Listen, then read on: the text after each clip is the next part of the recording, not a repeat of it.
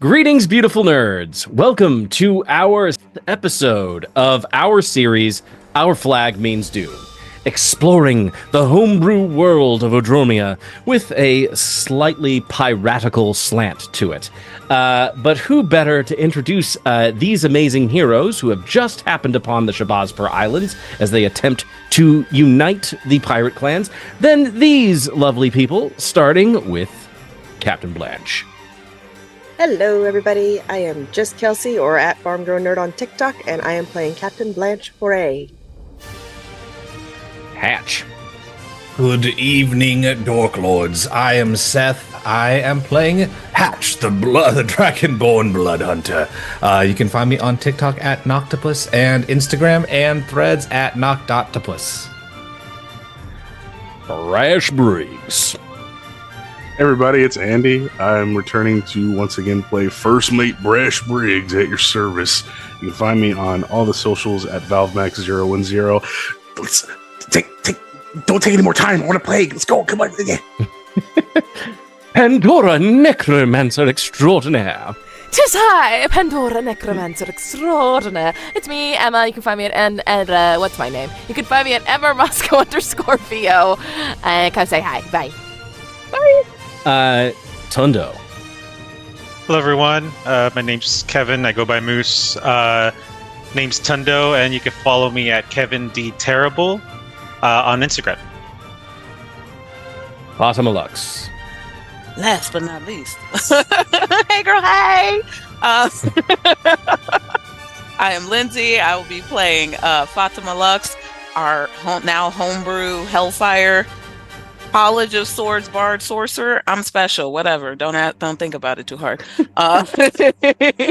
You can check out my nonsense if you want to on TikTok at bent_beastly. And of course, as always, I am your friendly neighborhood dungeon master, Andy, aka Mr.DanDyDM. And I don't know why I did that. And I can be found on TikTok, YouTube, Instagram, and on all the other socials. But mainly, if you are looking for these episodes, please go over to my YouTube channel, where you can find them, along with the other shows that I run, such as The Survivors of Ashcaleen, as well as Shadows of Ashcaleen. If you happen to come across this episode and you enjoy it, please consider going all the way back to the very first session to find out what scares Emma Ramasco the most. We do, of course, appreciate all of you who have liked and subscribed thus far. I'm just referring to how we opened the very first episode of season. I was like, yes. When did I reveal my deepest, darkest secrets? Ominous, the whole world's ending, yada yada. Yeah. And now that we've got our introductions out of the way, let us dive into our episode of Our Flag Means Doom.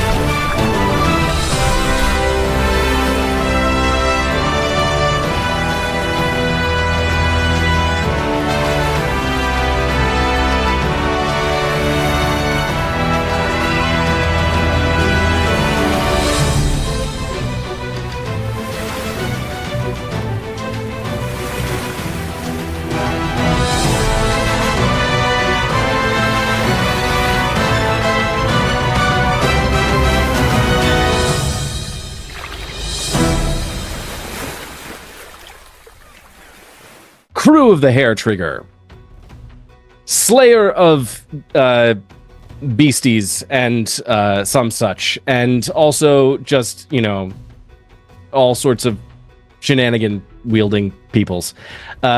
You and your new additions to the crew have made it to the Shabazpur Islands. You have through no small feat, made it through a Charybdis Marauder blockade. You have made it through storms. You have made it through cities with tons of backstabbing assassins. You have uncovered mysteries, and it has all led you to this point. You are currently on the island known as I had it just here a second ago. Apologies. You are on the island known as Droqlas. I am fairly certain that that is correct. Yes, you are on the island known as Droqlas. This island is populated almost entirely by the Harengon clan, pirate clan known as the Haretrigger Horde, which is led by Captain Bramble Quickpaw. He, it would appear, is the leader that came after the most esteemed grandmother of the crew, Harper Shump, who happens to be Captain Blanche's Meemaw. As you have made it all the way to the docks, you have encountered this captain and several of his crew who are there at the docks waiting for you after having spied you from afar. And you have seen that on the docks there are these crates that number 7. There are 7 crates. Upon leaving the ship, Fatema approaches these crates, these metal dwarven crates with an infernal inscription on the front of them. Realizing, because she can read them, that this inscription is the same on every single box, she reads the word waltz. The word being uttered, the crates open, revealing their contents to be electrum. This substance, which is very familiar to Fatema and to Tundo, because of its main discoverer / inventor / just, all good-natured bugbear nerd that they've come in contact a couple times now. I am, of course, referring to Rexuza, who is the captain of Fatema's waltz. He has left a gift for the pirate clans, but only if Fatema is there. And that is sort of where we find ourselves. The Captain Bramble Quickpaw, sees the crates open in front of Fatema Lux. He looks at you, Fatema, and he says, "So who are you two, Rexuza?" Well, which reality are you asking about? Because one of them I'm a little confused. The other one is a little clearer, but also I haven't seen him in a hot minute. It's not that important. He's a good friend. Let's put it like that. Interesting. A good friend that leaves such good gifts. That's must be pleasant. No, you give as good as you get. It's not that hard. Interesting. So, he looks over at you, Captain Blanche. What brings the crew of the Haretrigger to my island? Honestly, we're looking to hunt down a couple of allies for a rather tough fight we're looking at. Tough fight? Mm-hmm. Tough fight with who? He looks at it back at his other crew as he sort of sees some of them just they're almost rearing to go. You familiar with the Nightmoores at all? You say the name, and immediately a shadow just comes across Captain Bramble's face. I take Huh. that as a yes. Aye, we are familiar with the Nightmoores. Their works are many, and they are known to us. Sounds like it's rather deep-rooted. We've got personal vendetta. Interesting. And as I'm sure you're Perhaps aware, you will share with me what your vendetta is. Perhaps our thoughts are aligned on this issue. well, to be quite honest, there's one part of it that I don't fully understand, but I do fully understand that our Dragonborn up there, I'm not sure if you're still on the ship or if you're on, like, where is everybody? Wouldn't I we think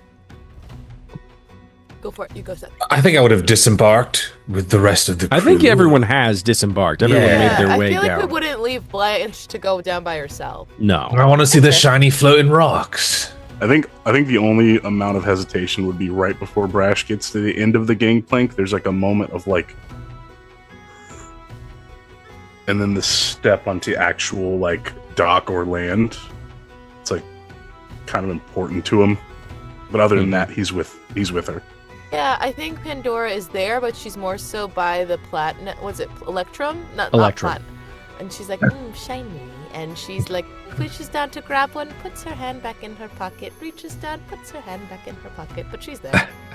She's a ferret. Wasn't the so- case closed because Yeah, they were yeah. floating? Yeah, they started to certain pieces started to float away last session. Yes, Gotcha. so the cases were closed. These rocks, they vary in size. They're all very similar in size, but they're like in shape they vary.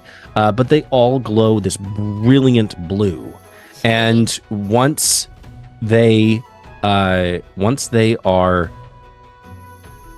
released, some of them start to float slowly upwards, so to the point where Fatema has to like quickly. Question for Tundo. Tundo, has Tundo ever been to Droqlas, or is this one of the islands that he hasn't been to? I don't think Tundo has been there, and the only reason why is because, although being a pirate in the past, I think he was more on the Nimrion side of things. So, like, even when he went to Brecca and all that stuff, that was like maybe his first or second time going there. But he's heard of the islands. He's just never been to this part. Gotcha. Okay, so you were first mate on the Archangel, and you may have heard of the other dwarven clans in the Shabazper, or the dwarven clan in the Shabazper Islands, but you maybe have not encountered them. Yeah, I know they're out in the wind somewhere, Mhm. doing their own Okay. thing. Okay. I am looking. Oh God.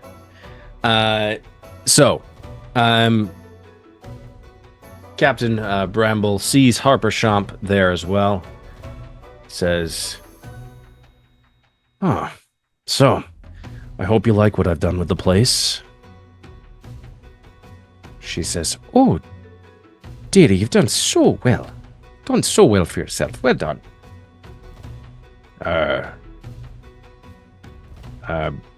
Sure you'll want to take a gander at the ship, of course, and no, it's fine. It's totally fine. I understand. You're the captain now. I'm not. That's totally, it's just gonna be, you know what? You should talk to my granddaughter. Someone She seems very concerned with being a good boy. Captain Bramble, there is a smirk that cuts across his face. Write that down! I see that she has her grandmother's wit. That is welcome. The captain gives you a look, Blanche. So, well, I might be easily swayed by a an alliance with you and with your crew, the others might not be so easily swayed. And so, I would ask that you don't get your hopes up or anything, because there's been some squabbles of late. The Charybdis Marauders have definitely been putting the screws to some of the other families, and they have become slightly distrustful of each other and very isolationist. That's all fine, well, and good, Captain Bramble, but I assure you, what we have going on is considerably more important than petty quarrel. What we have going on is going to involve the entire world. You either join in, or it will find you eventually anyway. Isn't that why they always say the enemy of my enemy is my friend? I feel like everybody's got some beef with the Nightmoores. I'm just saying. They do say that. And I know for a fact that many of the clans definitely have history with the Nightmoores.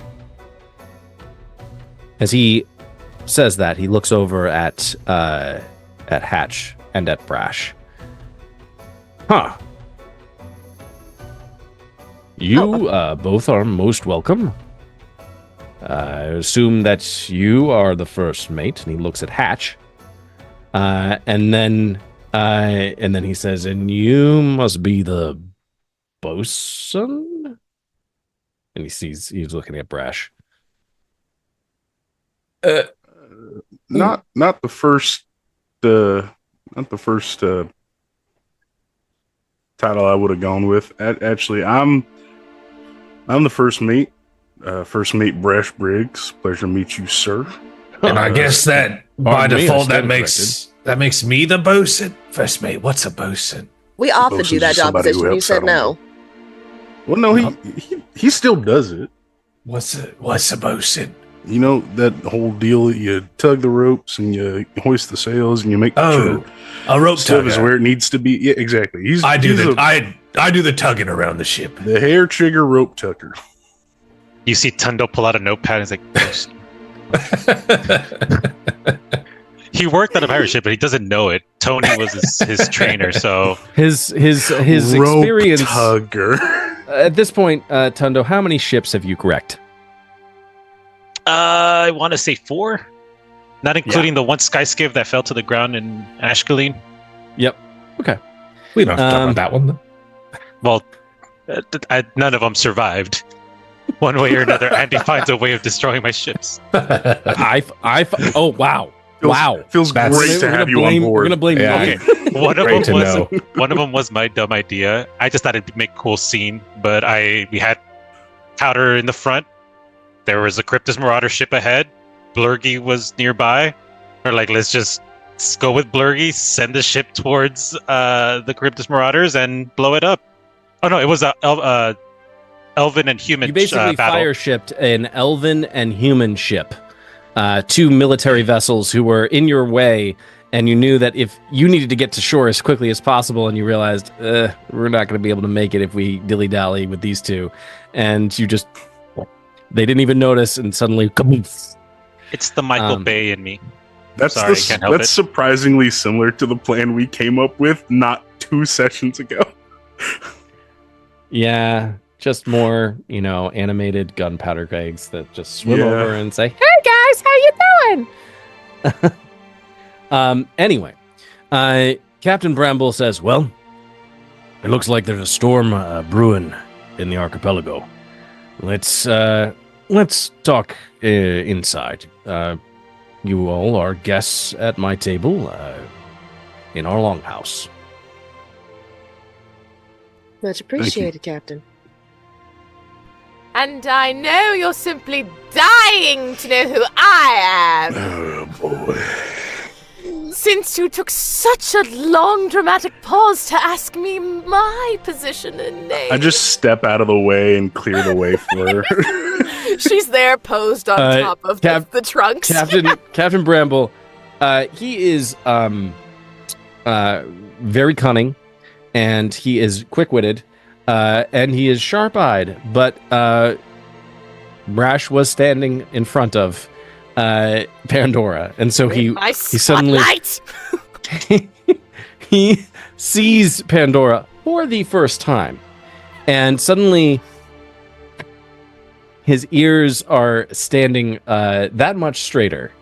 As Dancing suddenly lights around her. It's anime Sparkles, glitter, sparkles. and suddenly it's the soft focus. Sparkle. I'll throw a And- minor illusion up there for like a faux spotlight. Yes, rose-colored lighting.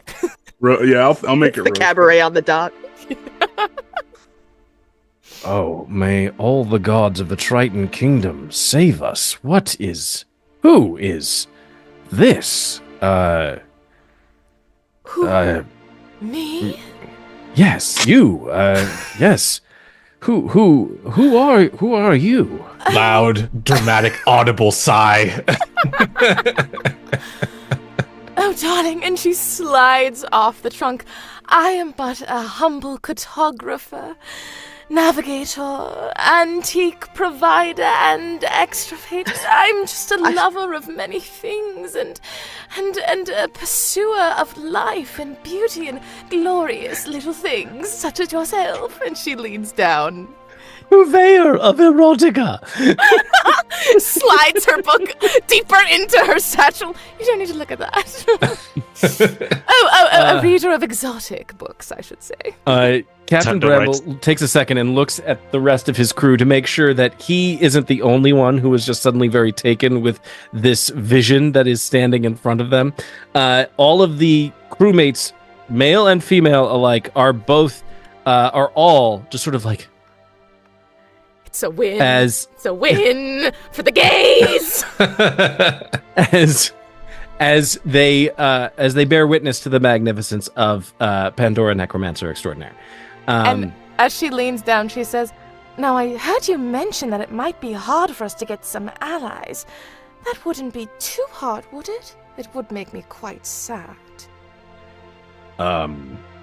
Well, he looks back at his crew. Gorik is gonna love this one.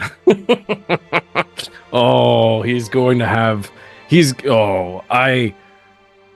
I would pay so much money to watch you interact with the leader of the Blood Tide Butchers. How much? Oh, you want an actual amount? How much? You said so much. So how much? She will talk to him. 1,000 platinum. I would. Oh God! Well, a girl can hardly say no.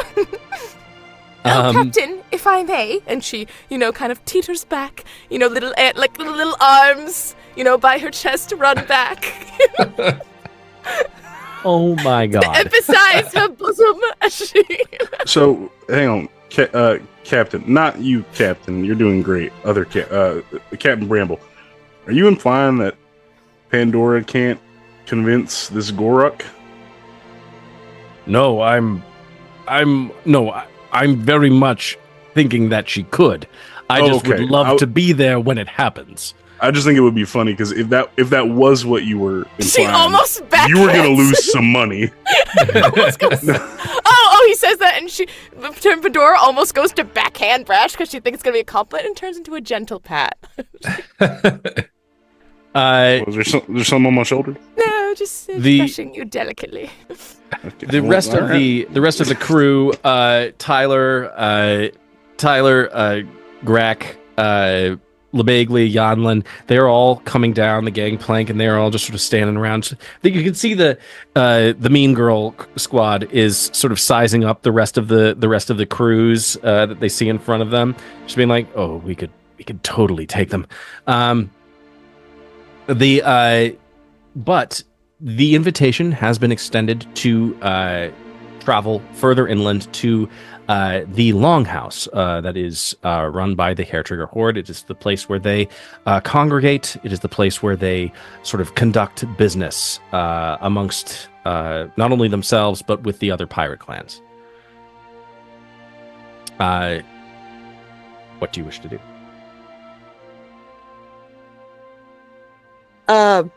You said Pandora is running back up to where? To me? Yeah. Okay. Well, She's- Blanche is sitting there. She's got like a small notepad out going, I gotta remember to get that the spotlight. I didn't know you could do a spotlight. This bullshit. I've got the fucking spotlight. And She's- Pandora leans down and goes, Captain, I'll give you all the spotlights and more if we get 1,000 fucking platinum from this fucker. I'm sorry, what? Did you say that's 1,000 fucking platinum? To do what? To get an ally on the ship. You both hear in your heads, man, if I had to do all of that just to get 1,000 platinum. Anyways, hey, do you, boo? Tundo's taking notes to bring back to 6. Get spotlight equals platinum. You gotta figure out how to install track lights in here. What have you done, Emma? Fatema World Tour question mark. Where are my Lights. gels? Where are my gels? For my shells. Is Dozer with us off of the ship?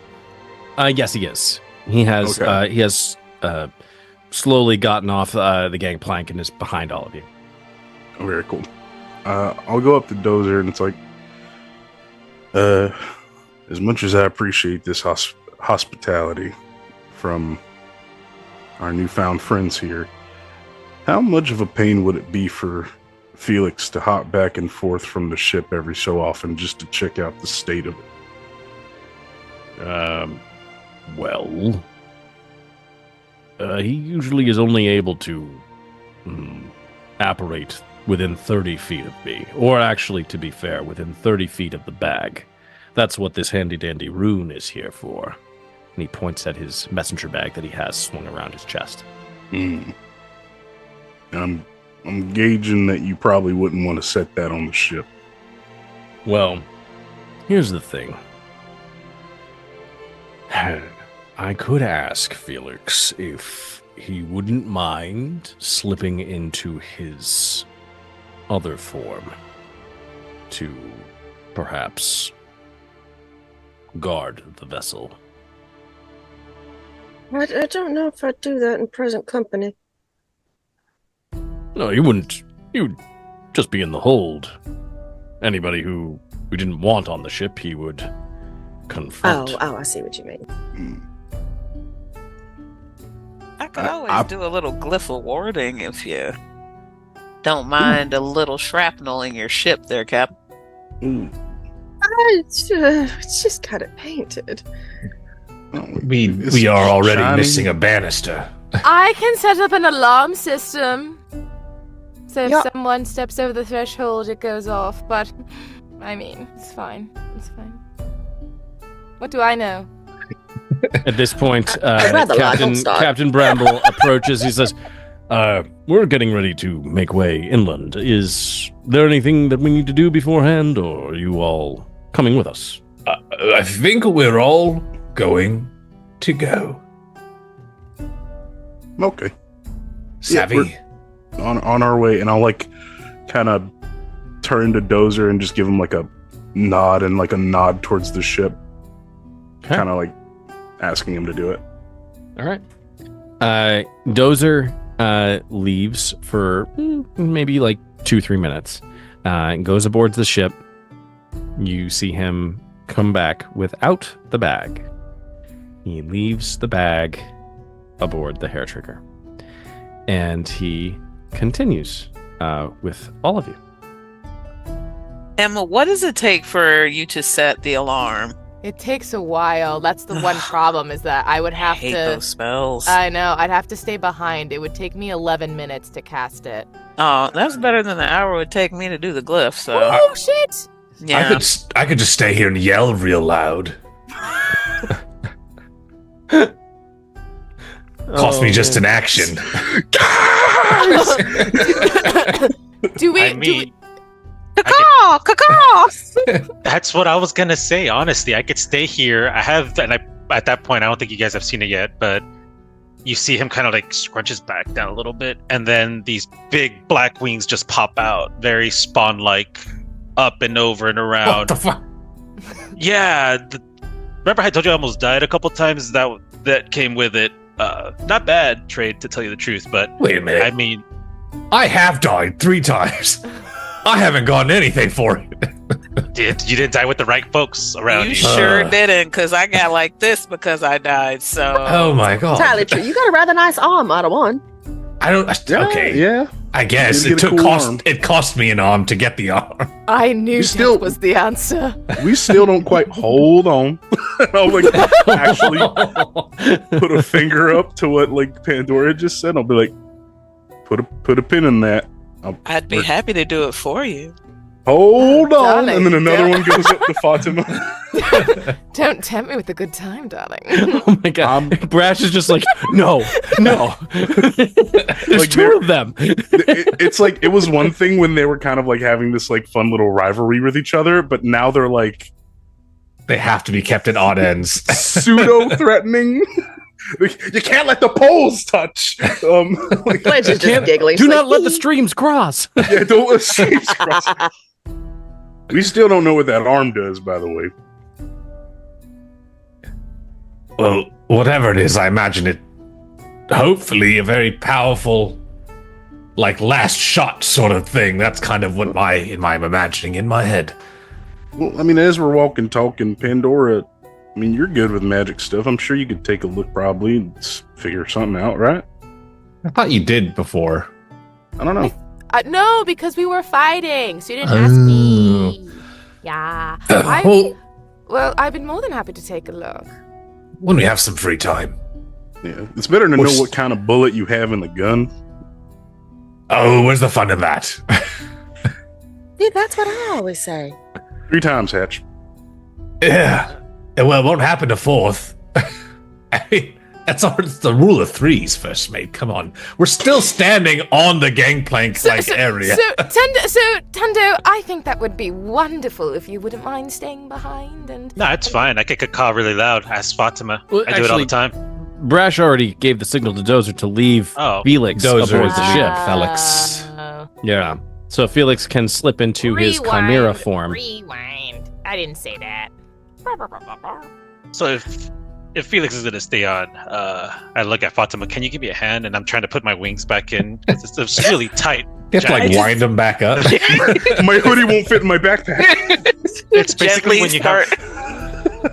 have like a sleeping bag that you unfurl for the first time, and now you're trying to put it back into that bag. It's basically that. Just gently take the edges and try and fold them down because like there's some muscle and tendon in there that's real Ugh. strong.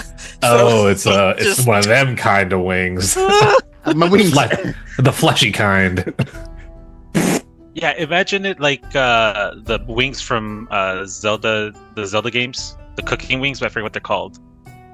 Okay. I forget what they're called. Sorry. Oh, I mean, we should So probably Icarus. continue while I search sorry. for these wings. But it looks like that. It looks like a bat wing.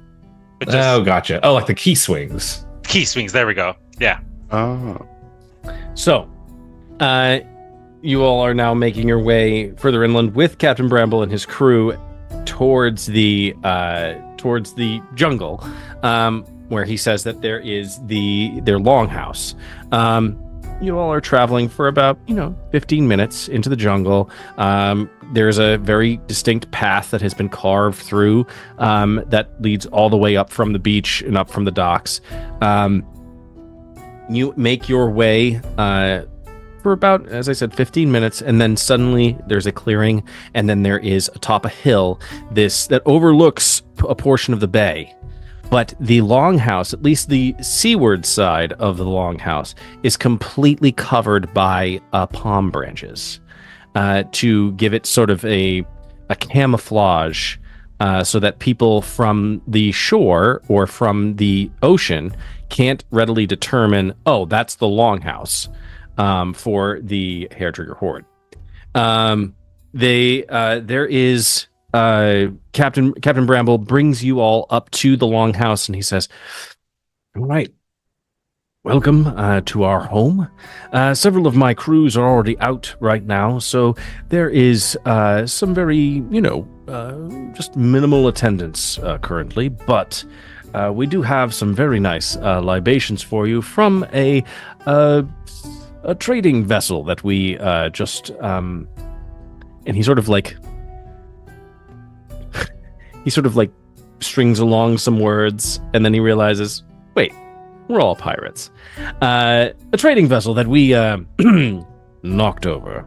And so we took their lot, and now we get to enjoy their lot. So could I interest you in some very fine vintages? Tundo rushes to the front. Wine does sound lovely. It's like, wine does sound lovely. I will pass. I do not believe alcohol and negotiations are always the best idea. Audible gasp from Tundo. Aren't you a Apologies. blanket? I'll be the It's like, I thought you were designated my Dragonborn, okay? There's got to be at least one.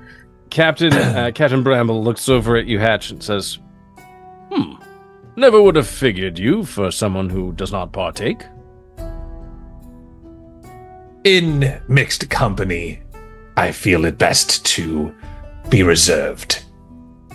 He comes over and, like, even though you are several heads taller than him, he sort of, like, puts his arm around your waist and sort of leads you into the longhouse and says, we're gonna have to find a way to warm that icy exterior of yours.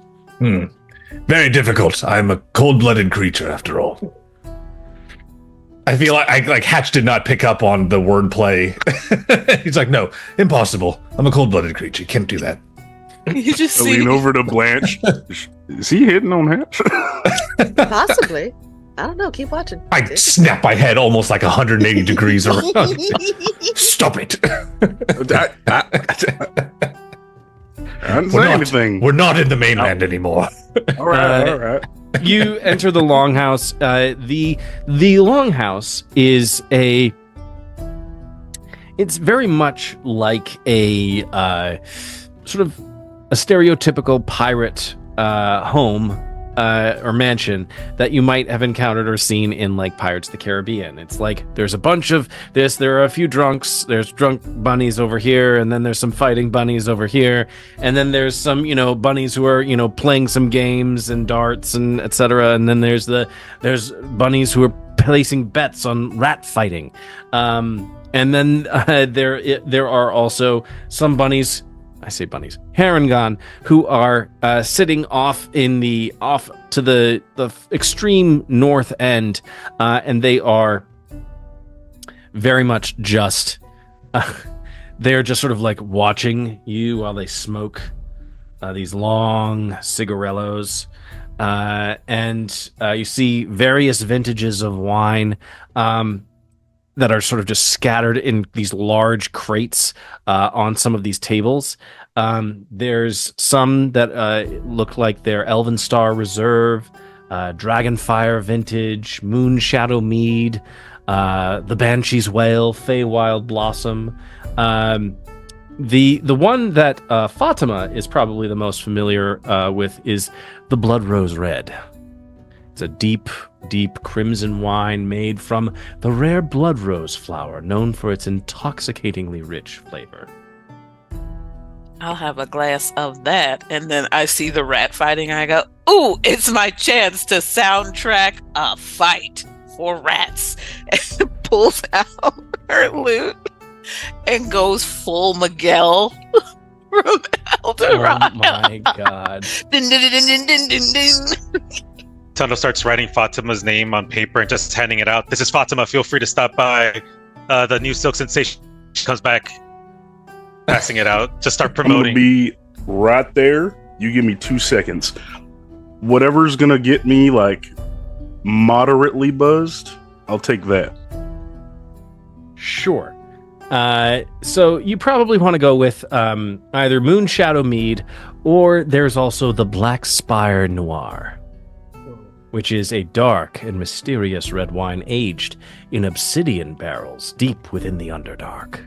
Oh my gosh. An obsidian barrel weighs like That's probably the fanciest thing I've ever seen. Give me that in 2 mugs right now. 2 Pull one mugs? for me! Pull one for me! It's in my favorite color! Yeah, that's why I'm getting you. That's why I'm getting 2, and I'll turn back to the bartender. 3, please. Uh-huh. There is no bartender. I knew that. Open bar. It is a free-for-all in the truest sense of the word. Meanwhile, there are these two Harengon crewmates who are just like fighting each other, and they're just like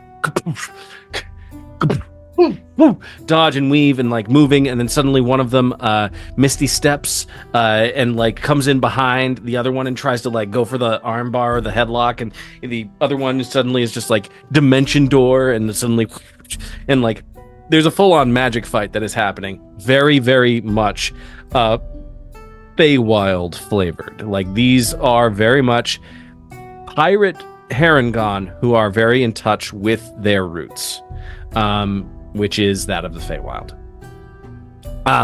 But you are able to find mugs and goblets that aren't currently being used, are relatively clean, and you are able to pour your select vintages.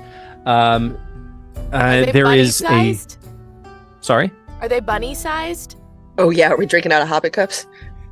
Yes, you would be. That's why you get two. So the ships are full-size ships, but the bars Yes. are little mini bars. They are mini bars, yes.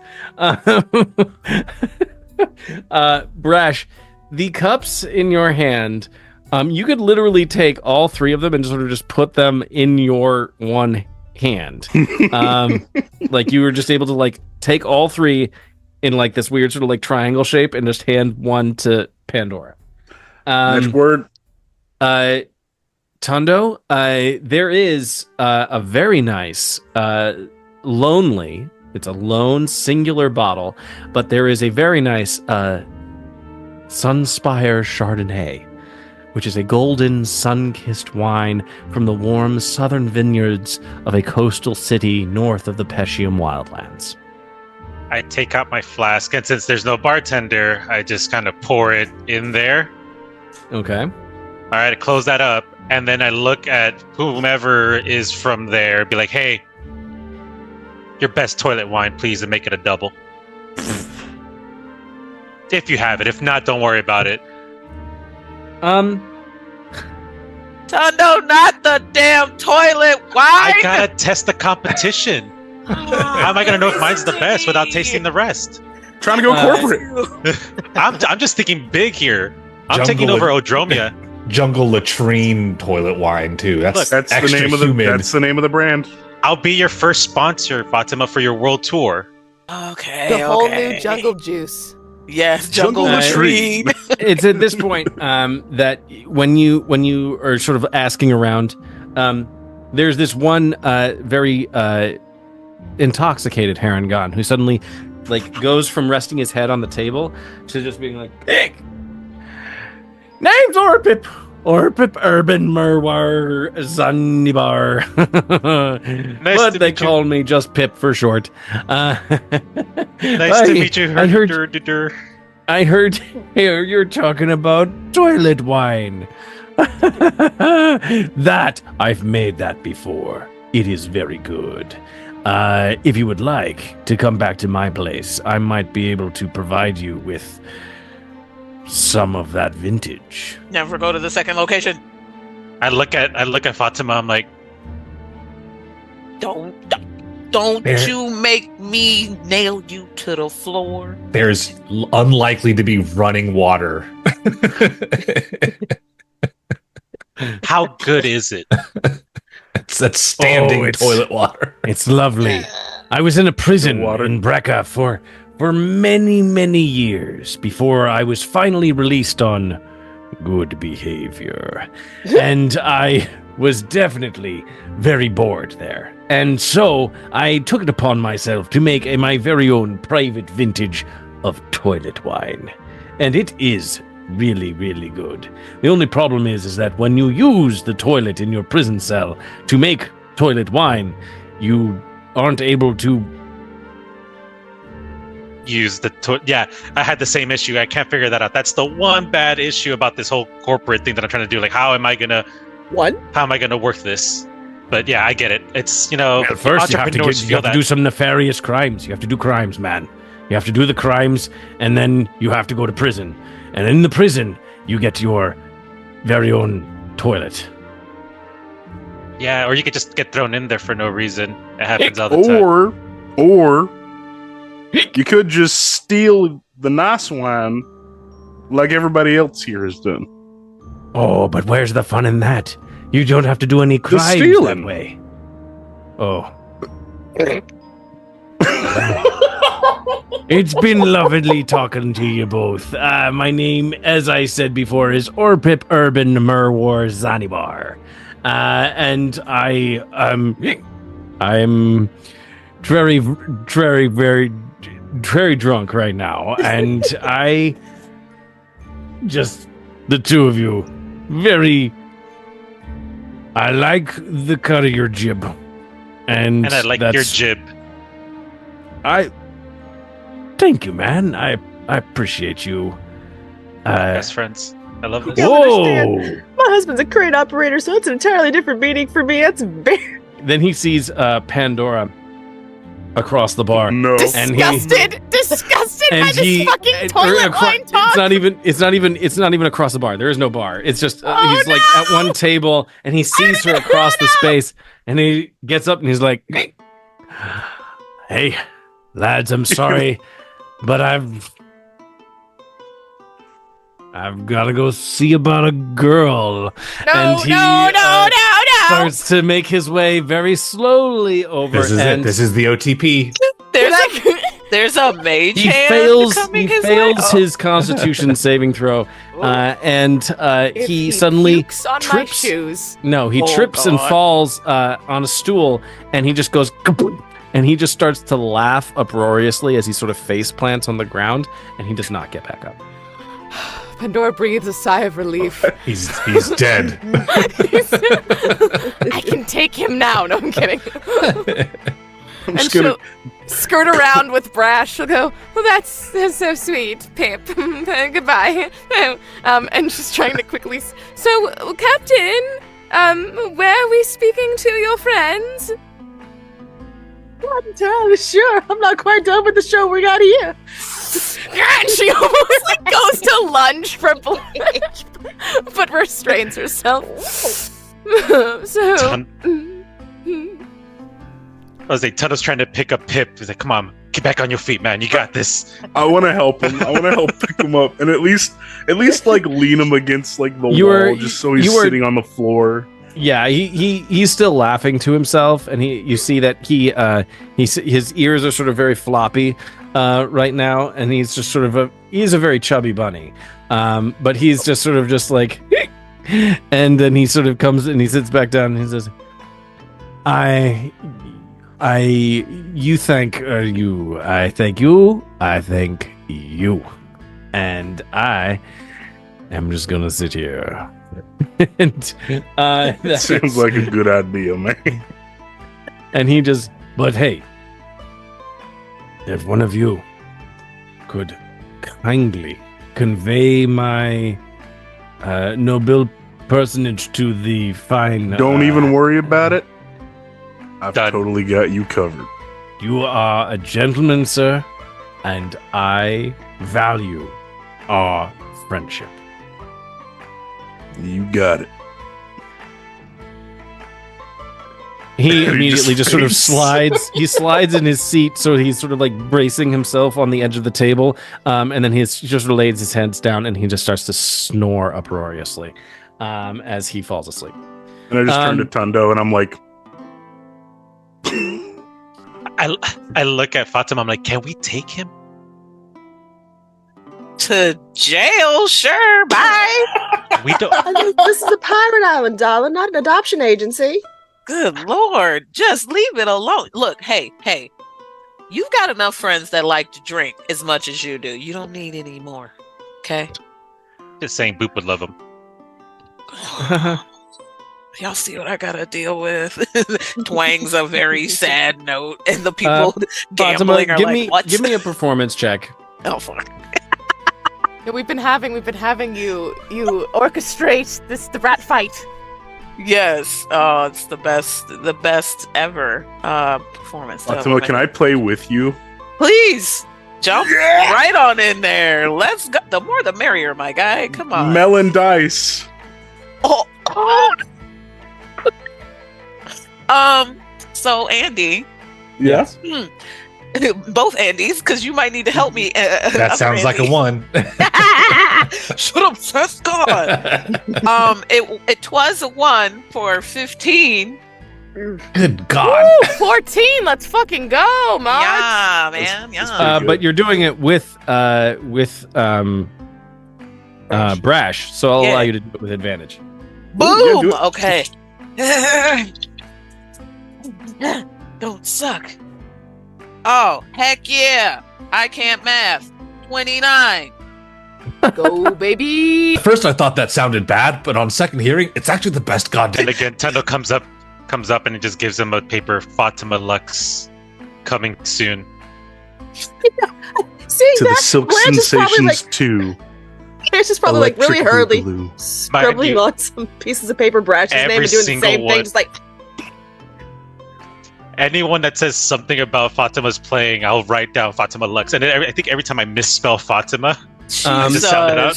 What proceeds is truly something that gets all of the Harengon in here just totally toe tapping, and their bunny ears are suddenly like woo woo woo woo. There are some that just start to throw up fairy fire and like lights, and just to accompany the. Meanwhile, the rats fighting are just like. The fuck? Oh, we This chopped is our them down. chance. Let's run. Meanwhile, so here we go. Down in the alley when the moon is high, the rats come out, no time to hide. Whiskers twitching, tails in the air, the underground's buzzing, there's tension everywhere. Cheese on the line and pride to win. It's a scuffle in the shadows, let the games begin. Little claws clicking, fur in a whirl, a rat fight's brewing, so give it a twirl. It's rat Did you just write that? Sharp eyes bright, ready for the bite, skitter and scatter. They're moving fast in this rat fight. Who'll be the last? Damn. Yeah. Damn. Fatema and Brash,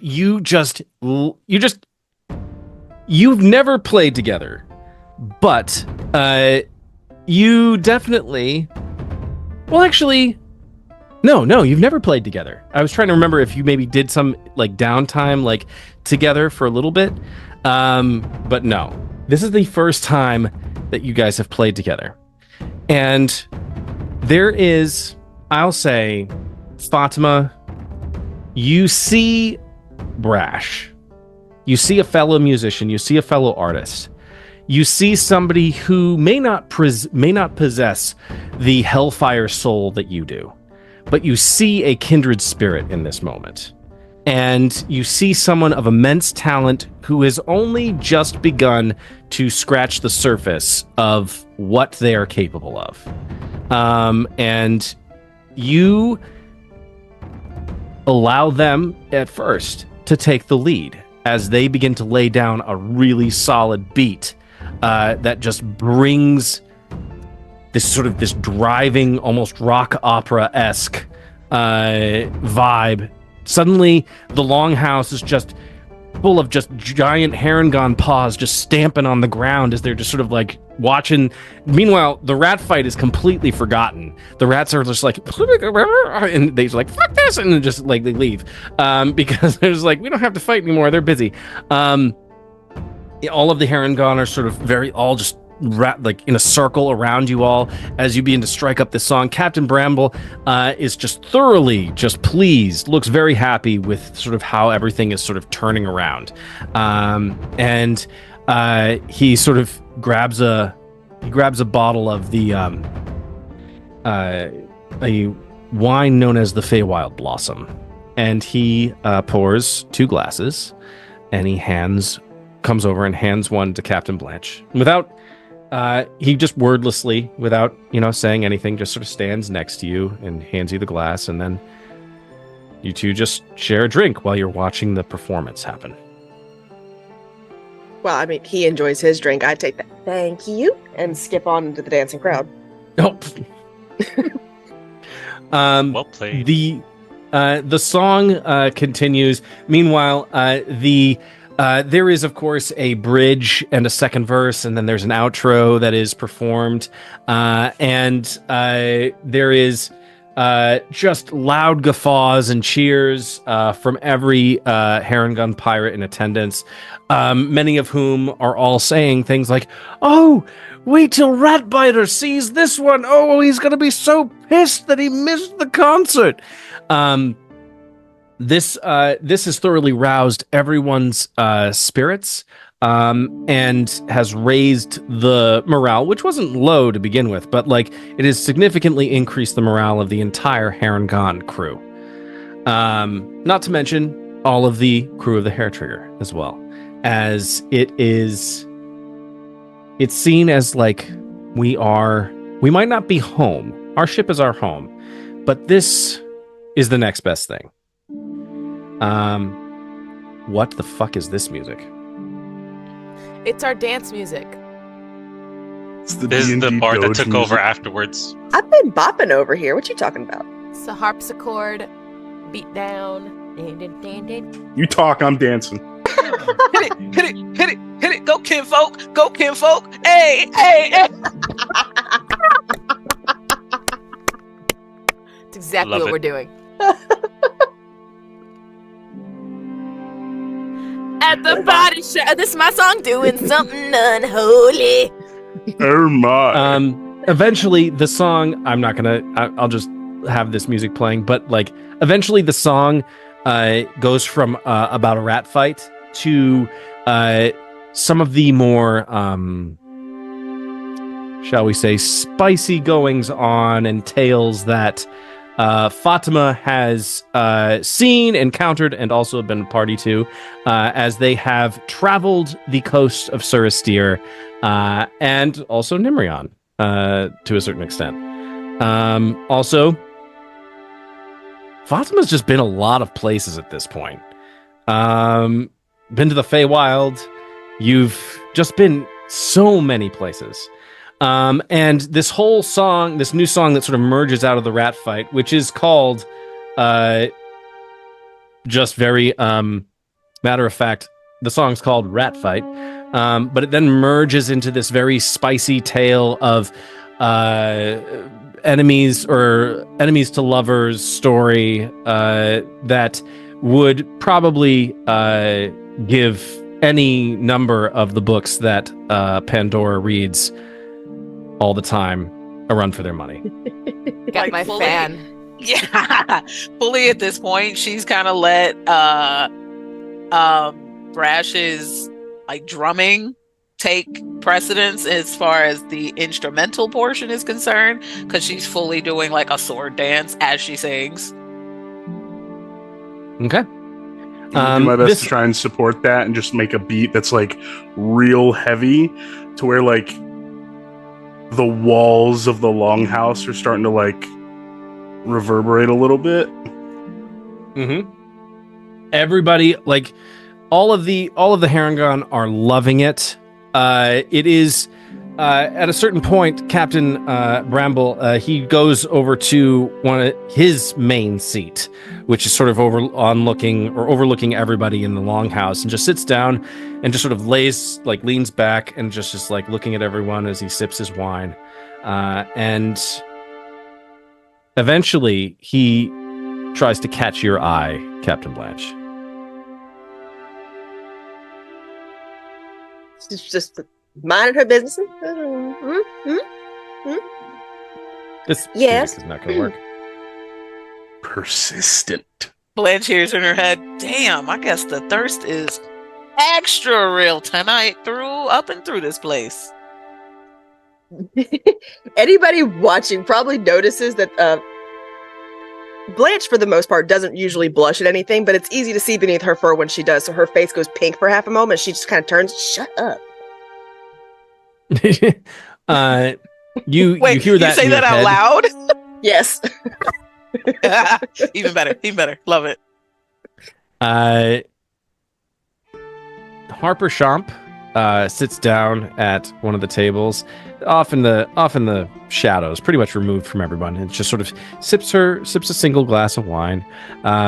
She's has like a small little chuckle as she just sort of watches everyone's shenanigans. What is Hatch doing during this period? And what is Pandora doing as well? Hatch, much like Seth in real life, I don't think he's entirely comfortable about this much partying. I think he is probably also taking a seat off to the side. I don't think that these sort of festivities really like tickle Hatch. So he's definitely not on the dance floor right now or anything. I think Pandora's with him because she doesn't want to sweat through her dress before she has her meeting. So I think she's sitting next to you and she goes, "So do you want me to take a look at your arm?" Oh, yeah, if you got the time. You don't want to be out there on the dance floor. No, look, it's so hot and sticky. Yeah. We're in the jungles. It's going to be hot and sticky pretty much everywhere. I know, and like they're so cute, but there are a bunch of little fluffers around my feet, and I would feel like I would worry. Like you're gonna step on them, right? Yes, exactly. I'm Oh my crush god. them with my heels, and I can't have rabbit blood on these balls. I gotta say, it is odd being able to pick out your entire crew across the dance floor. We stand out like a tack. Some may say. I slam my arm on the table, sort of unceremoniously. My goodness. Well, give me a moment. All right, where is my... And she pauses for a moment because since she took levels in Warlock, I feel like the text in her wizarding is like muddled, you know, because you have two different like magics converging. So something that's normally very easy for her to read, right? She struggles a bit. Identify, hello. Just give me a second. And she's like genuinely struggling to read her spell. Oh, fine. Pearl Wilson, Owl Feather Great. Okay, fine. Anyway, well, only take 1 minute, Hatch. And she takes out her wand. Your time. Of course, I mean, beauty takes time, so does magic sometimes. And she's like visibly trying to shake that. Oh fuck, did she forget how to read her fucking spells in her spells book? But she has to identify. Okay. Instead of bilingual, it's bi-arcane problems.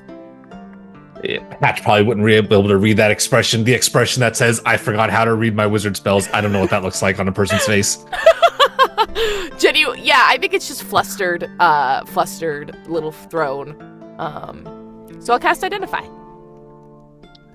Okay. Read to me for the people who are watching this. What does Identify do? You choose one object that you must touch throughout the casting of the spell. If it is a magic item or some other magic imbued item, you learn its properties and how to use them, whether it requires attunement to use, and how many charges it has, if any.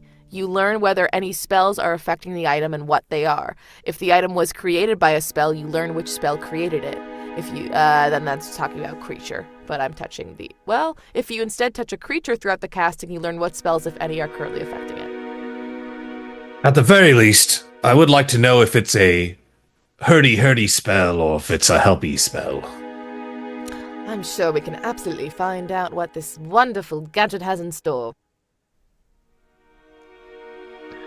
Okay.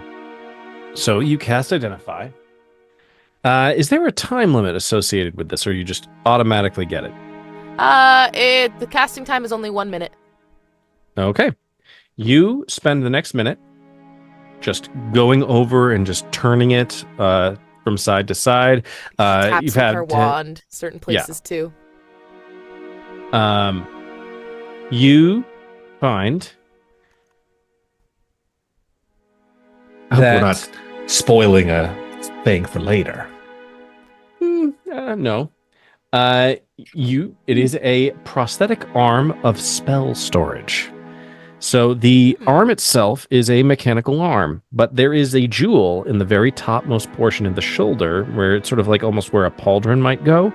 That is sort of this red ruby color. And it is storing currently a spell. Oh, and I get to know which spell it is, right? Yes, you do. What is it? It is. Wait, where did it go? It must be a fucking ray of frost, just a singular, just a No. singular ray of frost. No, it's a meteor storm. Yo! Shit.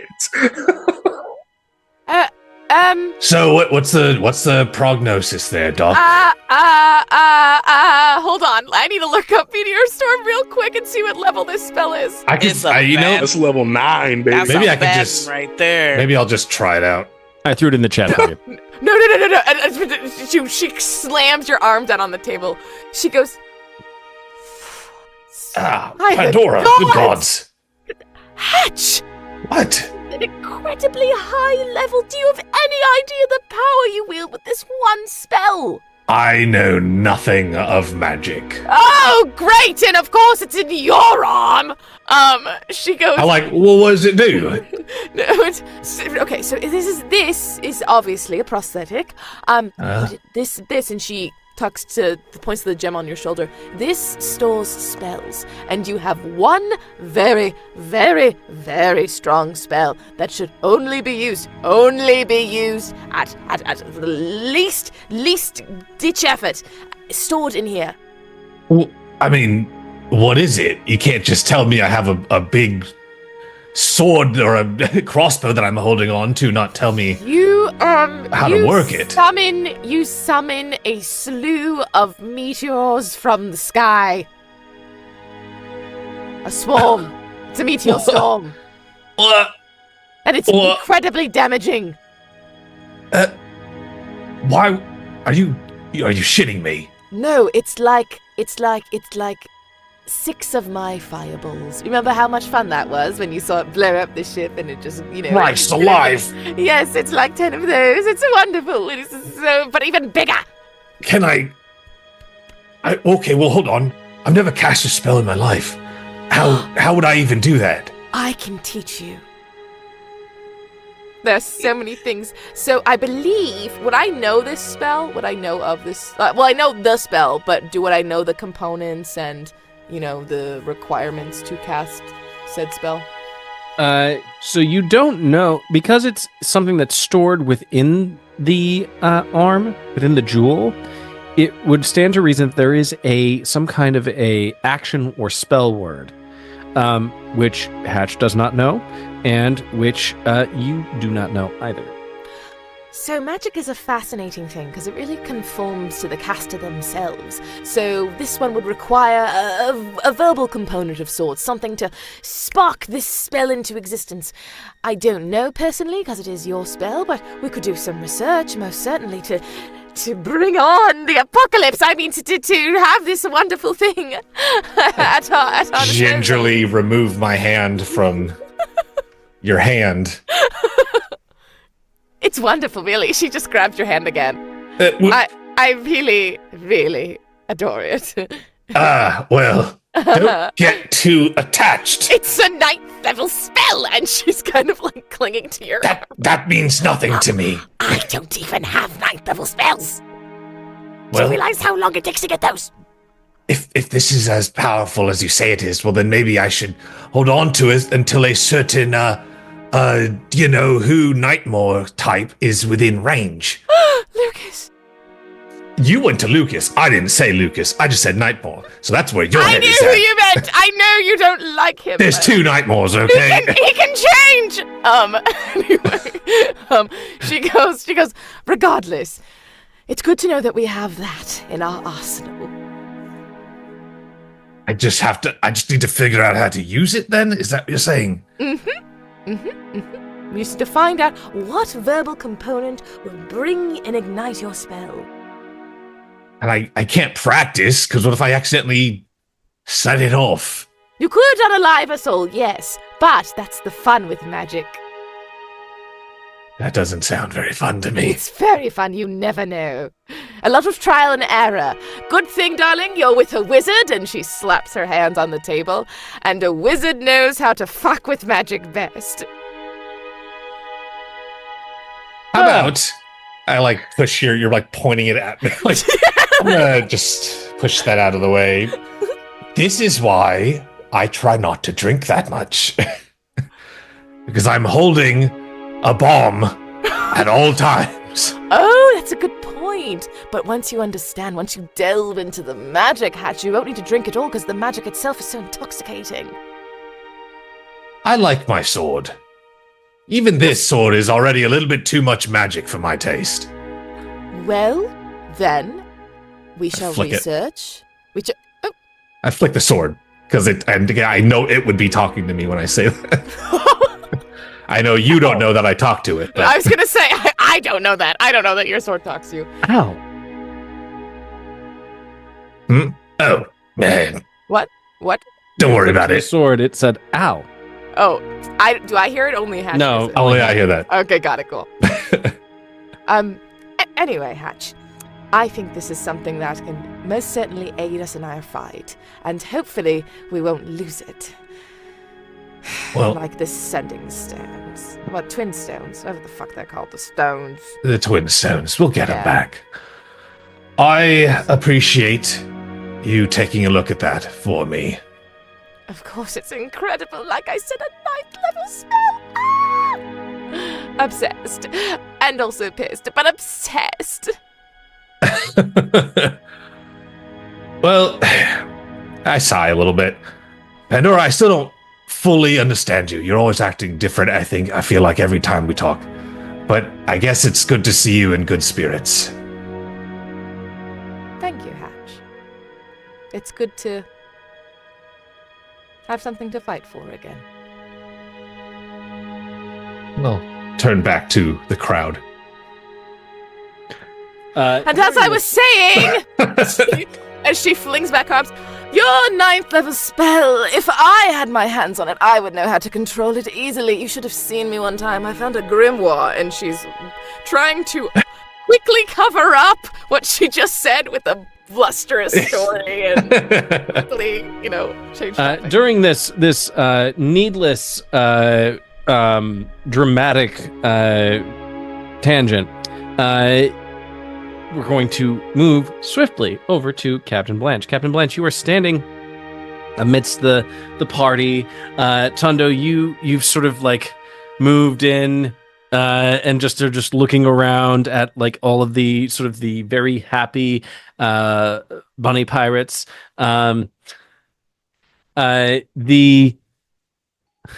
Captain Bramble, seeing that his attentions are not being noticed by Captain Blanche, has decided to leave his throne and descend and comes up right next to you. Captain Blanche says, "So, are you thinking about remaining independent, or are you looking to join the Haretrigger Horde? I know we're usually very much just, Harengon, but your crew is capable." They are, aren't they? She's got her eyes on everybody, just bouncing between Brash and Pandora, Hatch, even at Fatema and Tundo. She's just... It's not very many captains that get as lucky as I have. And she just kind of looks down at the drink. It's very important that a lucky captain understands how lucky they are. Oh, you could say that, I suppose. I'll tell you this, Bramble. If ever I leave my crew, it shan't be to join another. It'll be to plant my behind firmly on solid ground. Understood. So, one captain to another. Where to next? I'd say that your crew is very much, I would say we're very much in line. I will say right now, the Nightmoores have harried our step quite frequently in the last several months, almost a year now. Their alliance with the Charybdis Marauders has put a thorn in our side, and I'll say We're looking to get a bit even. How firmly is that alliance, do you think? Just out of curiosity. I don't know how it was formed, but it seems rock solid. I'm not entirely sure why that is. Oh, I'd be interested to learn why. But needs must, I suppose. I mean, there are some rumors. Well, there are some rumors that a Lord Nightmoore made a deal with the devil, and Those aren't rumors. Sorry? She's looking into the wine glass and then very briefly looks up. Those are not rumors. And takes a drink. Please say more. I don't know if I could be any more clear.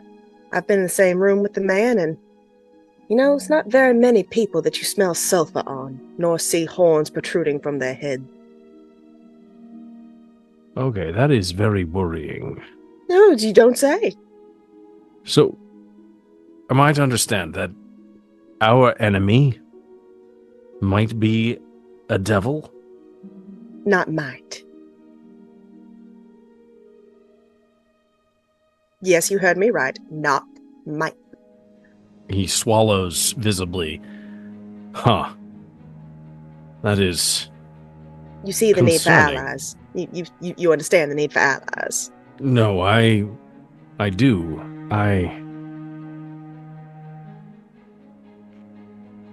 That actually, if that's the case, then perhaps the rumors are true. What other rumors have you heard? Well, that the leader of the Charybdis Marauders is actually some undead pirate queen. Now that I She was have heard. raised by some kind of mysterious magic. Raised from the very depths themselves. Oh, that's just lovely. Stronger and stronger enemies on every single front. This is not strong enough. She downs the drink. Oh, and he pours you another glass. Thank you. I will not mince words with you, Captain. The scope of what we're looking at is far beyond just staying clear of the law and being able to carry on with our knocking over ways, as you put it earlier. This is more about the fate of... I can't believe I'm saying this. I mean, this is absolutely ridiculous. Fate of the world is the sort of thing that we're playing with. It's the sort of thing that we're running from. It's the sort of thing that's chasing us. We can either turn and face it, or we can be mowed over. I don't know about you, but I've never been one to run from a fight. Neither I. No. So, are you the kind of person who likes to heed their own counsel, or do you take advice from others? It depends on the advice. If it sounds good, I'll follow it. If it sounds like garbage, I'll tell you so. So, there are going to be some hard gets in terms of the other clans. I'll say right now, the one clan that's probably going to be the hardest to secure is the Infernal Fleet, under Captain Seraphina Ashthorn. She is a tiefling with a hellish fury. And she has been absent from some of the council meetings lately. Some of us thought that perhaps she had formed an alternative alliance. In fact, some of us, if Thrain, the dwarven leader of the Ironbeard clan, he thought he had witnessed a battle take place between one of the other pirate family ships in a Charybdis Marauder vessel when Captain Serafina could have intervened. And she supposedly did not. And instead chose to allow the fight to carry on. Which I'm guessing from your tone is not normal for her. No, it is not. No, we Interesting. stick together, these clans in the Shabazpur Islands. So, the Infernal Fleet will be hard. Chief Brucka Grimfang, if he gets the sense that there is blood and spoil in it, he is yours. Thrain Ironbeard, though he is a dwarven pirate, you do have a dwarf with you, who also claims to be a man of the salt. It's So, true. it is possible that having them present when you encounter Thrain would be advantageous when you head to Prove Island. I appreciate the heads up. Captain Briggs, he's the head of the Snickering Shadows. He's kind of a pushover.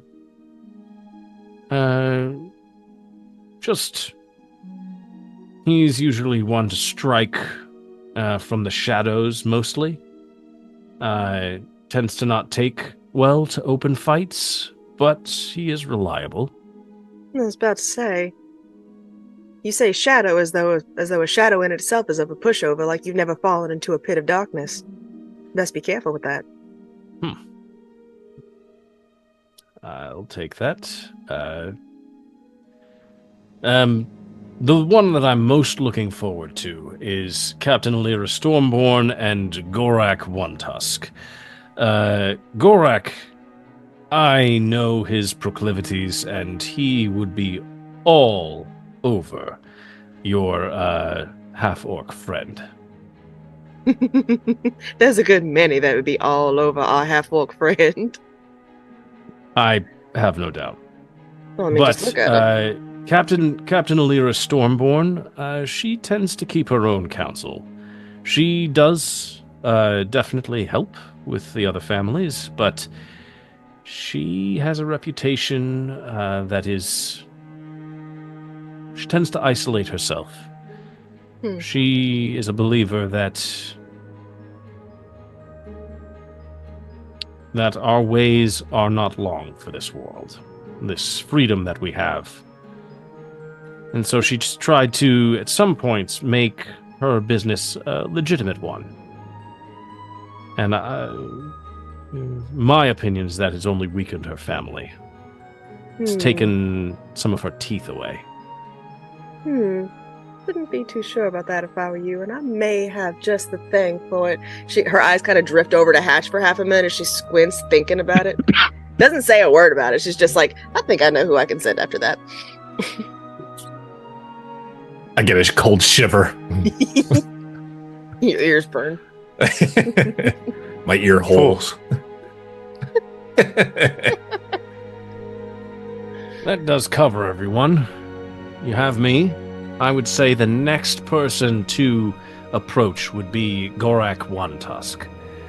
He should be very amenable to our proposition.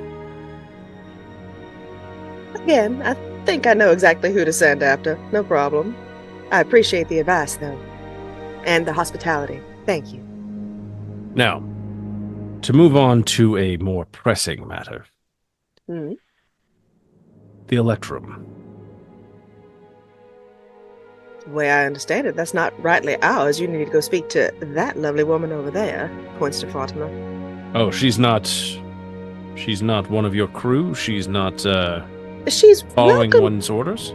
She's welcome aboard my ship, but she's not a member of my crew. No, we picked her up maybe a day or so before we landed here. I see. Well, in that case, I will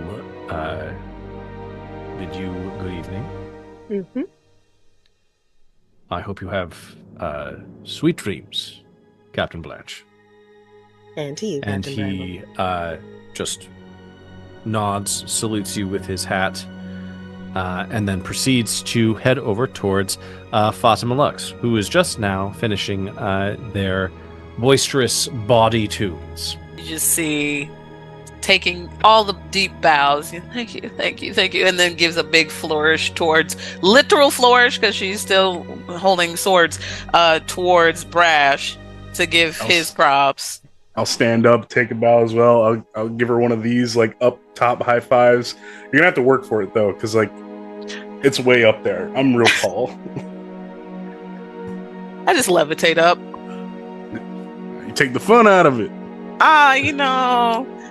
Can't be cool all the time, Brash. Can't be cool all the time. But you are cool, kinfolk, for real. Thank you. Same to you. Thank you. It is an honor. It was all mine, I promise you. Thank you. Sorry to cut in here. Terrific music. Thank you for playing for the cruise and for lightening the spirits here. Any chance that you'd be interested in staying on? I kind of have a deal signed already in fairer ports than this one. It's a whole thing. Brash, I mean, I don't want to speak for you, so you can sign on for whatever you want. I'm flattered, Captain, but I go where she goes, and I point at Blanche, and it's like, we're a package deal. I figured.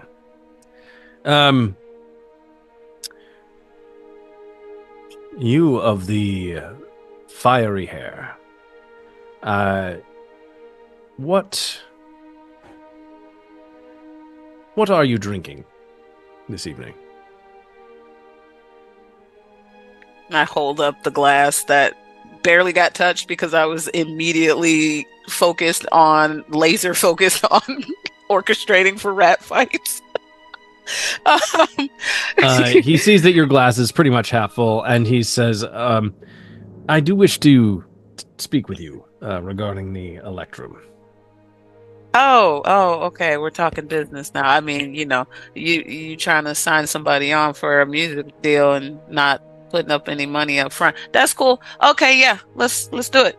Brash, you want to come? Or is this a private conversation? I'm led to believe that the Electrum is yours. That's right. Okay. Well, Brash, have you some fun. Get you some more drink. I will do that.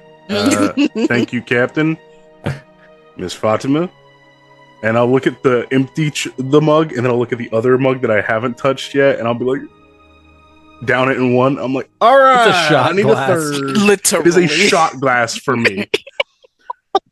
one of those long ones that's a double. Yeah. Captain Bramble takes you aside, Fatema, and he says, "So, the Electrum. Yeah. I am. That is what it is. That's what I've been told that it is. Rex Souza, the gentleman who left it here, he said that you would be by at some point. He said to tell you that he had successfully located the Dwarven city ship fleet, and that he went to search for other allies elsewhere, knowing that you might have need of them in the future. He said to tell a Master Tundo that the dwarves will fight for Odromia, for Thunderrule is a part of Odromia. They'll be very pleased to hear that. Can I ask, Captain, how long thereabouts have you all been waiting on me to show up? Ballpark it, About a fortnight. Okay, all right. Well, good thing I had you in my sights. Yeah, timely she is, yes. So... Fatema, you do realize that during the last 2 weeks, you have probably died Literally. Jeez. You're a full other character for 2 weeks. I was. It was great. You should try it sometime, guys.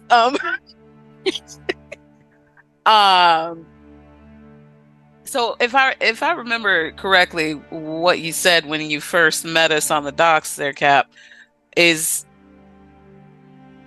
to my understanding, Rec wants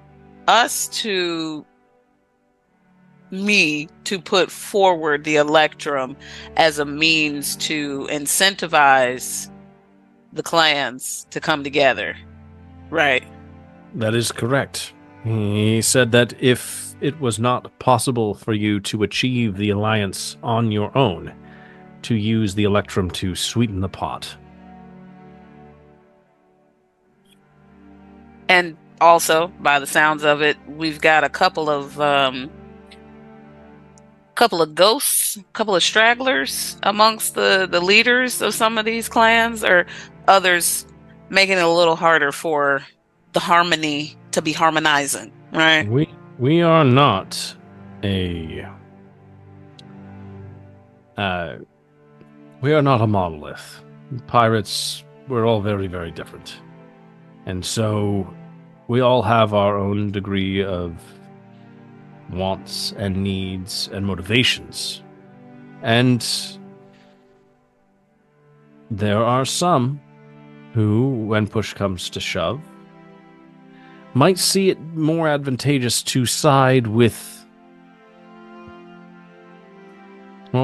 against the other families, if the right leader presented themselves. And right now, I feel like we are on the cusp of a leader revealing themselves to lead certain families away from the alliance that we currently have. I speak mainly of this mysterious pirate queen that we've heard tell of. In fact, Captain Blanche and I just spoke of her. And it is possible, given what I know, there is a devil who is currently wielding considerable power in the form of Lord Nightmoore. You would be correct, sir. It's real bad. I don't even know if you know. I'm sure she told you, Captain Blanche, but it's very, very important that we make this alliance happen, because otherwise we are, and I mean we, the royal we, all of us, Odromia, are fucked. Isn't there some kind of like pirate council or something you can call up, like that, like a thing that y'all do as pirates, that you make everybody who's a captain show up in one spot to have a discussion? There is. But it is usually only called in the times of greatest need. Which, times like now? Yes. Like now, right now. Meow, right meow. You should, you should get on that.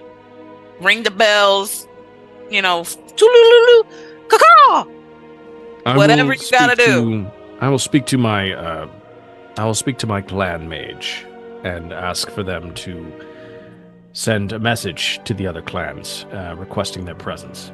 I mean, I could fireball in the sky if you need to. You just let me know, whatever it is, to get them here the fastest, because time is of the essence. Okay, it's of the essence. Immediately. Can I just say, when I heard Fatema say caca, Tundo instinctively books it to the door. Was hoping you were going to say that. That's my dude. With my dude, he gets it. Kick the door down, sword in hand, or axe in hand. I was ready, Tundo's ready to fight. Like, he runs outside, because I remember we had talked about it at the dock. So the first thing he does, he runs to see where he can see towards the bay. Fully barrels through the door, doesn't even open it, just whoosh. And he's on the floor vibing, mug in hand, and all of a sudden just drops it, runs. You run out, and you see the ship down in the bay. You see some of the other vessels that are anchored in the harbor. Everything looks perfectly normal. Okay, I walk back. But yeah. I just heard the caca, and the first thing Tundo does is go into defensive mode. Captain Bramble ponders for just a brief minute, and he says, "So, you are not a part of the Haretrigger's crew." I'm a floater, if you will. What You brings you into their aboard their ship? Same exact purpose. We all have the same exact purpose.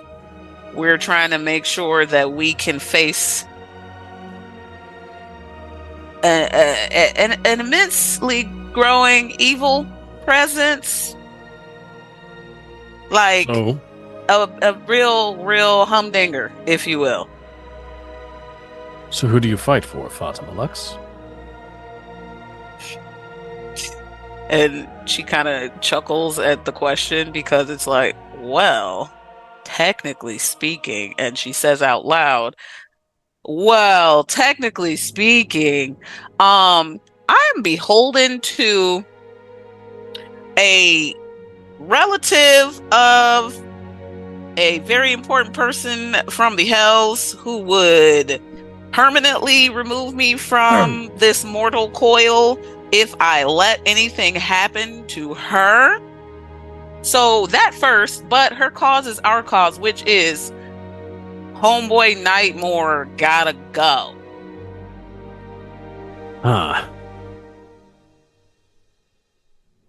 It is always interesting to me to hear when we talk of alliances how it does not matter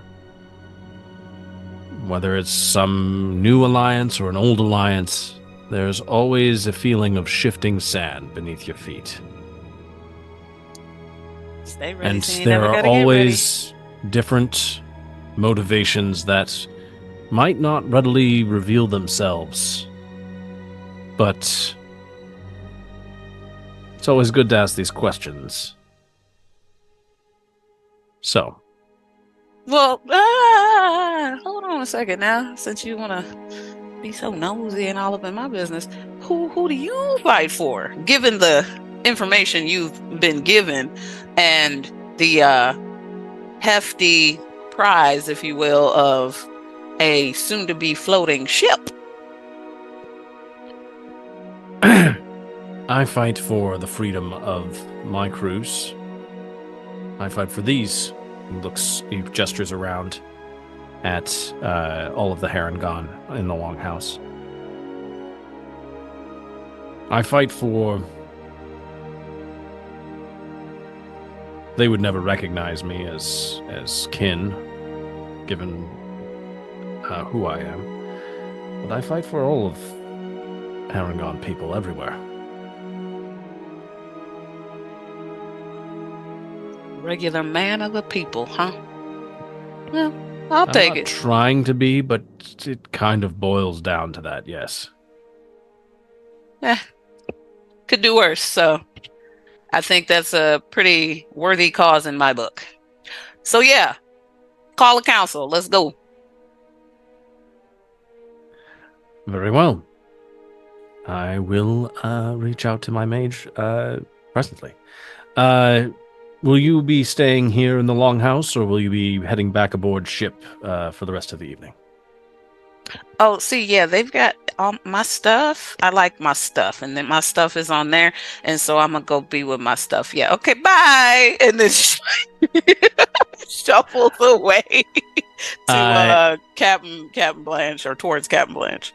Okay. You head over to Captain Blanche. Meanwhile, Tundo, you have witnessed... this has turned into an immense party, aside from the very brief alarm that you experienced when you mistakenly heard caca. But this has been very enjoyable for you. But it's the kind of enjoyable that makes you think of other times and how much you wish that other people were here with you. You know for a fact that if 6 were here right now, you would be getting up to all manner of ungodly shit right now. And that makes you a little bit sad that he's not here right now. Yeah, Tundo thinks back to the parties that he's had with all his past crews, but like the ones that stick out the most have been the times that he's hung out with, Pumpernickel and 6, and all the folks that we've met along the way, all the friends that we made along the way. But more than anything, it's this group that we're with. So 6, Boop, Fatema. Because we've gone through so much, I've seen so much death and the resurrection and death and the resurrection again of multiple people. And just seeing how much good liquor they have here and it's just out, half that shit would have been gone.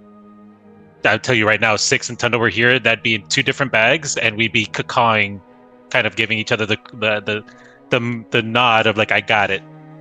Boop would be probably somewhere sneaking off a snifter of something. And he looks over at Fatema, and he's seeing how she just sashayed away from the other captain. And he just smiles and goes, God, she's a star. And then he writes down Fatema's name again. He's like, Fatema Lux. Fatema Lux. Come back again. Fatema Lux. To be the hype man. Yeah, boy! Hatch, you're feeling in this moment sort of an immense amount of just satisfaction, knowing that as a way of sort of helping them to see where they truly fucked up, and they had they were not fully aware of the consequences of their actions until you made them see. You are very thankful in this moment that after Pandora gives your arm a once-over, that you have an immense spell that is housed, which has been left there by Droqlas. And it is the sounds of the party and sort of the feelings of just comradeship and just being a part of a larger crew. How does that make you feel? Oh boy. I think he feels probably an equal part. There's a positivity to it, but I also think that there's a lot of anxiety that comes with that, because now not only does he have this group of people that he feels compelled to watch over, he also feels that the sort of the weight of that responsibility. And I think this is probably the first time where Hatch is really starting to feel his age being around these people in this context. Because I think up until now, he's just starting to realize that, he has the body of a roughly 30-year-old Dragonborn, but he's been in that bag for 60 years. So in his head, he's, over 90 years old. And so he kind of sees the crew that he's been with. He's starting to see them more like children, and not necessarily in a bad way, but just like, I have to make sure that these people are okay so that they can go on to live the rest of their lives. A Dragonborn only lives generally to be about 80, and usually they die in combat. So it's like, I'm already well past the prime of a regular Dragonborn. These, I'll say almost parental feelings sort of linger with you in this moment as you sort of just see Brash. You see Captain Blanche, you see Pandora. You linger a little bit longer with Pandora because it was the first time where they sort of really took a vested interest in you. Granted, it was because, oh my god! She only so liked me for my lucky. arm. So lucky you have all the power. For a magical nuke arm. But it is still something where you feel a sense of kinship, a sense of family. You even feel it in some small way, with the people who are brand new aboard the ship. Whether it's because you have common purpose or it's because, they're kind of cool. Captain Blanche, you are at first sort of just lost and just in the music and the in the party, sort of drinking your wine. Eventually you make your way over and you sit down next to your grandmother. And she just sort of pulls you close and just puts her arm around your shoulder. And it's sort of one of those, like, those warm wine snuggles.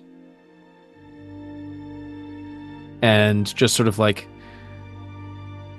you're doing good, kid. I'm doing exceptionally well, thank you. You are doing so well. I am very, very proud of you. Stop that. You're going to make me cry. That's not okay. This is a party, damn it. People cry at parties all the time. Not me. Not me. Well, not one to make you cry or anything, but I just want to say right now that, well, you might be getting your adventuring spirit from me, because you certainly didn't get it from your cabbage farming parents. But you have both of them in you right now, and I can see it. You have a goodness and a sweetness to you. And no end of, and I blame myself for this, no end to the mischief. Oh, well, I mean, I kind of developed that my own little self. But you're doing good. You could be doing. It's okay. I totally understand what you're trying to say right now. Just sit with me. Can I ask you a question? Oh, certainly. When we found you in Brecca? Salamat, dear. There, that's the place. Why were you there and not aboard your ship? Oh.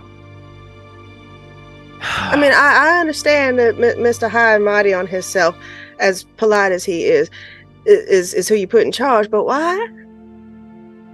What made you leave?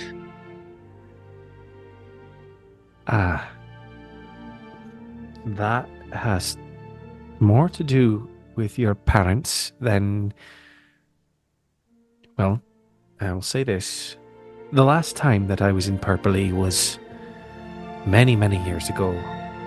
And the last thing that your dear, sweet mother ever said to me was that I was sure to die in a shipwreck or in some horrible, horrible battle. And she would rather me not be a part of the family life if it meant that someday there would just be an incredible heartbreak. And me, being very stubborn and very pig-headed, I did not take too kindly to those words, and I decided that I was going to disregard her words. Unfortunately, that just ended up me being alone. Eventually, I decided that I would try my best to prove her wrong, and so I retired. I decided to give up the pirate life for the time and settle down I decided And- that one day soon I would make my return to Purpley, and hopefully they would still be around and you would be all grown up. But it turns out you are all grown up and you found me. Oh, it's not just me. You have 13 other more grandchildren. I'm sorry, what? 13. I'm the oldest. Oh, goodness gracious. You're telling me. You ever tried to watch 13 Brats? That shit gets aggravating real quick. Your mother and father, my goodness, they must be exhausted. Like rabbits. This conversation continues, you guys sort of well into the night as you all sort of continue to share back and forth these stories. It does not leave very far, though, as your grandmother still maintains that how proud she is of you, and just to see firsthand the woman that you are. Brash, you finish sort of this uproarious song that reaches a crescendo, and every Harengon is just sort of tossing you like silver pieces, just saying, thank you, lad. That was delirious. Oh, it was so incredible. Take off That that was the hat, and I'm best- just like slowly scraping across the space in front of me, catching as many as I can. You get Oh, about you're like too 30 kind, gold, you're or too you kind. get about 30 silver and about 10 gold. Oh, you're so kind. Everybody, thank you so much for your generosity. I know you Uh, worked hard to achieve this. Wink, wink. It's pretty good. Yeah. You finish your set, and you eventually find a table that's sort of set aside, but like sort of close to Captain Blanche and Harper, and you sort of just watch sort of the rest of the festivities. Meanwhile, your thoughts, I will say this, your thoughts do eventually head in the direction of Florencia. And hoping that they are still alive. And that they are unharmed. I'm going to find her. And this time I'm going to make sure. She knows. As the evening progresses, you all sort of find your own very warm, soft corners of the longhouse. There really isn't a place to sleep, per se. There are just sort of the extreme ends of the room where there are like very big furs and like, stuffed pillows that are just, people just crash. Pandora, you find one of these very, very soft pillows. And you sort of like grab like 4, 5, 6. You get like 10 of these very giant pillows, and you just sort of put together sort of a makeshift poofy mattress that is very it is very comfortable. And you, after sipping sort of your last sip of wine, you sort of just languish across one of these. Or Like across those this bed that Renaissance you. paintings. Oh She my God. poses for a little bit, exactly, and then clonks out. Yes. As you are sort of falling into the depths of sleep, there is a voice that penetrates your consciousness. In my 90s? Good gracious. You hear, well, everything seems to be going very well. I see that you've made friends. She says, yes, of course. Don't worry, the twin stones shall be yours. That's very reassuring. Well, of course, with all these lovely trinkets you gave me. And she kind of like on the necklace a little bit, but is like, it's so nice. But the subtext is fuck. Just let's not forget why you're doing it. And when he says that, there is the faintest of flashes of Ashcaleen. Sitting on your knees in the city streets, looking back as throngs of people crowd around you, watching as the body of your grandfather lies in a pool of his own blood. I'm well aware. Good. So I don't have to remind you. No, you certainly don't. Is there anything else you want? No. Keep having fun. I can't wait to meet your niece. Oh. Well. She's in line. Yes. She is. Interesting. Yep. It is. It's so interesting. So interesting. Yes, my brother just can't seem to keep it in his... whatever he's wearing. I'm sure you know much of that. No, I'm too busy. Oh, you poor dear. You haven't had time to cut loose yourself. No, just, trying to keep, all evil at bay and keeping the hells, orderly in his absence. You're such a hero. Considerable absence. Well, maybe if you... I don't know. Sorry, I looked at our chat! We don't want devils cutting loose! Well... maybe this niece of yours can give you a well-earned break. You can explore some of the more carnal passions of the 9 hells. Isn't lust a sin? It's one of my favorites. Good night, Pandora. And click. Even the devil. It's too much. Oh, you just thirst trapped at Satan. He showed a picture of my dead grandpa. I was going to make that motherfucker run. That's fair.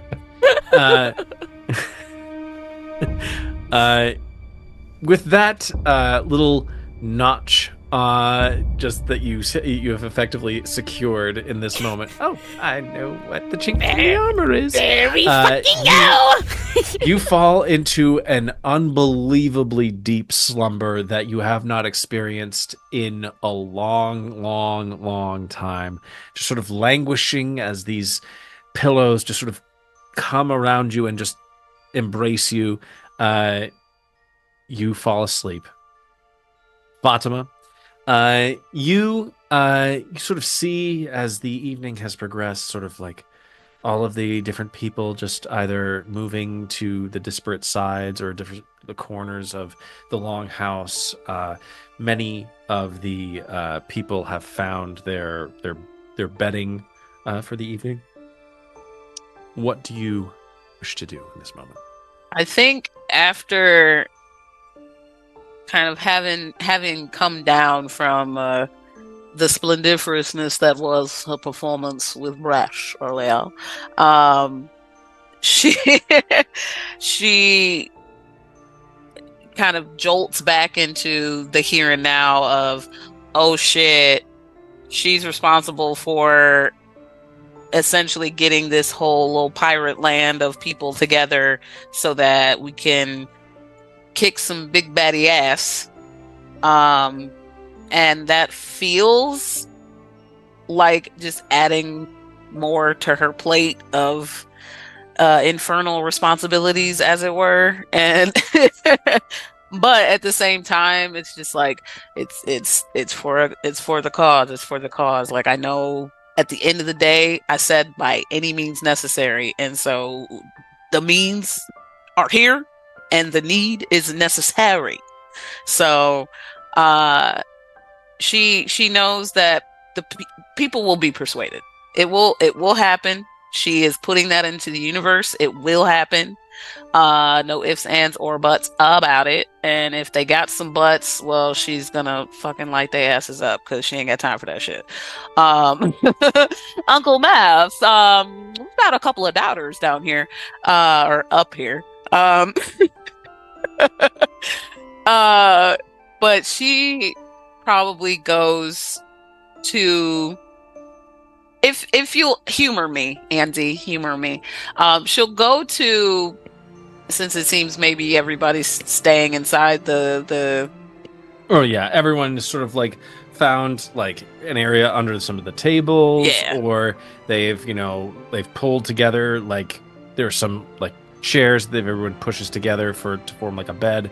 Other people have done what Pandora has done, which is pilfer a bunch of pillows and fall asleep on them.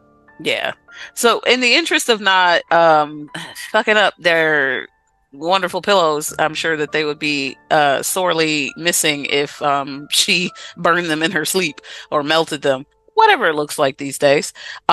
She's gonna go to the least flammable looking corner of the whole joint. Got it. And if it's our powers are not that freaking great, it's fine. But she's gonna kind of allow her hair to kind of melt, like grow, but it's melting down further, and as she goes supine, she will effectively make herself like a lava waterbed out of it. And a lava bed. And nothing so far, it's not a queen size, but enough to for her limbs to just rest on it, and just lava lamp bed. Okay. You do that. It is very much a molten puddle. Yes. It is, which you find a certain degree of comfort from. Eventually, sleep does find you as well. Brash, you do, towards the end of the evening, you do spy Captain Bramble. He sort of ascends the dais and just sits in his chair, in his like cushy chair with a bunch of different cushions. Looks like he's about to sleep as well. If I could catch him actually before he heads to bed. Sure. I just go up the stairs like, Captain? Mr. Briggs. How do I say this? I'll like grab a chair if there's one there. If not, I'll just stand. I understand these negotiations are going to be important. And I understand we've got you that could possibly vouch for us. We've got the Electrum. Is a little bit of a selfish question. Ask away. Are you familiar at all with a Captain Brash Briggs? I was wondering about the relationship. So, how old are you? I'm getting around there near 29 now. Huh. So you must be his son. I am.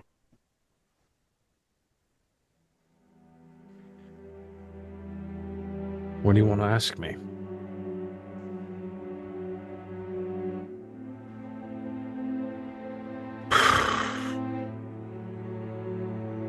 This is the first time Brash has ever gotten this far.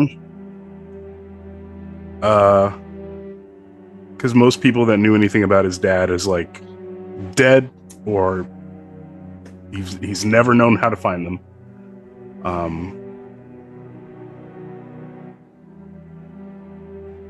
Well,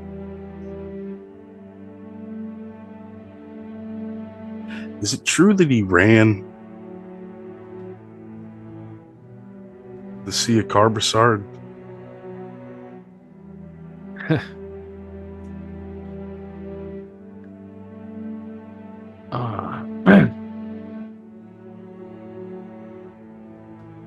Yes.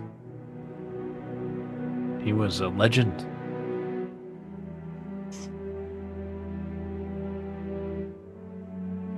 And do you think his name might, help convince some people to fight for us? Or I'd say it's a solid bet.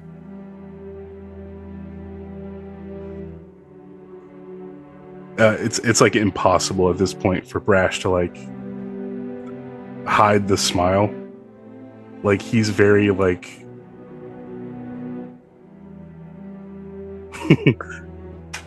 all right. I one more question, actually. Did you ever hear him play? I can't say that I had the pleasure.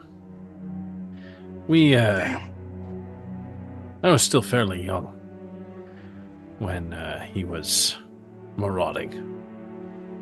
But I did hear stories. Okay.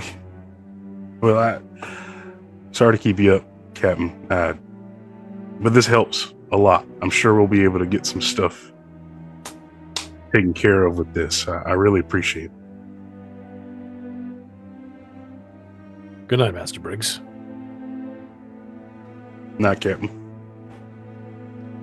And No. that Is where we will leave it for tonight.